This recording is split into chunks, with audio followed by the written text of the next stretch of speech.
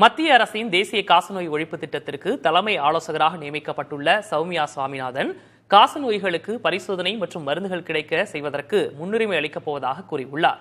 தமிழ்நாட்டில் காசநோய் சற்று சிக்கலான பிரச்சனையாக இருப்பதாகவும் அவர் தெரிவித்துள்ளார்.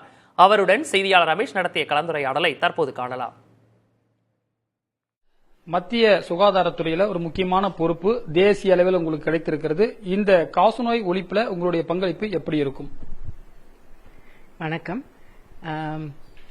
உங்களுக்கு தெரியும், நான் ரொம்ப நாளா காசநோயில வேலை பண்ணியிருக்கேன். எப்படின்னா, அதுல ஆராய்ச்சி மையத்துல இங்க இயக்குனராக இருந்தேன் சென்னையில்.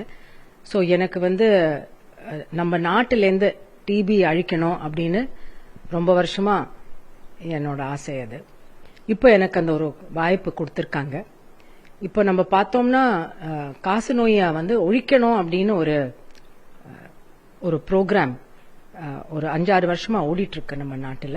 பிரதமரே அதை பத்தி நிறைய தரம் சொல்லியிருக்காரு. அவரோட பர்சனல் கமிட்மெண்ட் இருக்கு. சீஃப் மினிஸ்டர்ஸும் எல்லாரும் கமிட் பண்ணிருக்காங்க.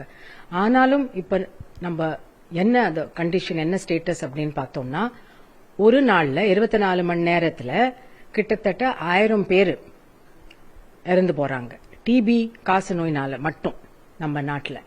அதனால அங்கேருந்து அந்த முறையில பார்த்தோம்னா long way to go. So என்னோட ப்ரையாரிட்டி இப்போ என்னன்னா, எப்படி நாட்டில் ஒரு டிபி பேஷண்ட்டுக்கும் கரெக்டான பரிசோதனை பண்ணி சீக்கிரமா அவங்களுக்கு இப்போ 2 வாரமா அவங்களுக்கு இரும்பல், சளி, காய்ச்சல் அந்த மாதிரி அறிகுறி இருந்ததுன்னா அவங்களுக்கு உடனே ஃப்ரீயா பக்கத்தில் இருக்கிற கவர்மெண்ட் சென்டர்ல அவங்களுக்கு அந்த பரிசோதனை செய்யப்பட்டுள்ளது. அதோட அவங்களுக்கு மருந்து மாத்திரையும் அங்கேயே போய் சேரணும், கரெக்டான மருந்து மாத்திரை. தமிழகம் காசநோய் ஒழிப்புல எந்த இடத்துல இருக்கு? தேசிய அளவில் எந்த மாநிலம் அதிக அளவு பாதிக்கப்பட்டிருக்கிறது? இதுக்கான ஃபண்ட் அலோகேஷன்ஸ் கரெக்டா இருக்கா மேடம்? மற்ற நோய்களுக்கு, பேண்டமிக்ஸ்க்கு இருக்கிற மாதிரியான ஒரு எய்ட்ஸ் போன்ற நோய்களுக்கு இருக்கக்கூடிய நிதி இதுக்கு ஒதுக்கப்படுதுன்னு நினைக்கிறீங்க? கண்டிப்பா. நேஷனல் டிபி எலிமினேஷன், அந்த எலிமினேஷன் ஒரு வேர்டு கொஞ்சம் எப்ப கொண்டு வந்தாங்களோ அதுக்கு முன்ன நேஷனல் டிபி கண்ட்ரோல் ப்ரோக்ராம் தான் இருந்தது. எலிமினேஷன் அதுக்கு ஒரு ஹை ப்ரையாரிட்டி கொடுத்திருக்காங்க அரசாங்கம். So central government, state government fund allocation central கவர்மெண்ட்ல இருந்து வரும்.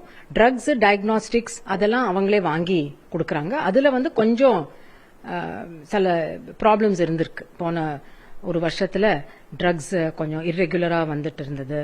ஸோ அதெல்லாம் இருக்கிறதுனால கொஞ்சம் ப்ரோக்ராம்ல பாதிச்சிருக்கு. ஸோ அதெல்லாம் கொஞ்சம் நம்ம இப்போ கரெக்ட் பண்ணிட்டு அதை பிக்கப் பண்ணிக்கணும்.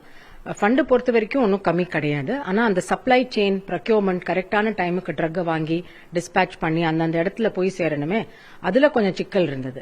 ஸோ அதுதான் இப்போ அரசாங்கம் பார்த்துட்டு இருக்கு, அது எவ்வளவு சீக்கிரமா அதை சரிப்படுத்த முடியும் அப்படிங்கிறது. ஸோ கண்டிப்பா எல்லாரும் சேர்ந்து இதுல பங்கேற்கணும். தமிழ் அரசுல கண்டிப்பா டிபி இல்லைன்னு சொல்ல முடியாது. நம்ம பிரெவலன்ஸ் சர்வேன்னு ஒன்னு நடத்தினாங்க. அதுல பாத்தீங்கன்னா 1000 பேர்ல 4 பேருக்கு டிபி இருக்குது, 3 இல்ல 4 பேருக்கு டிபி இருக்குது. ஸோ அப்படின்னா கொஞ்சம் ப்ராப்ளம் நிறையவே இருக்குது. அதே மாதிரி 100 பேருக்கு டிபி வந்தா அதுல 8 பேர் இல்லாட்டா 9 பேர் இறந்து போயிடுறாங்க.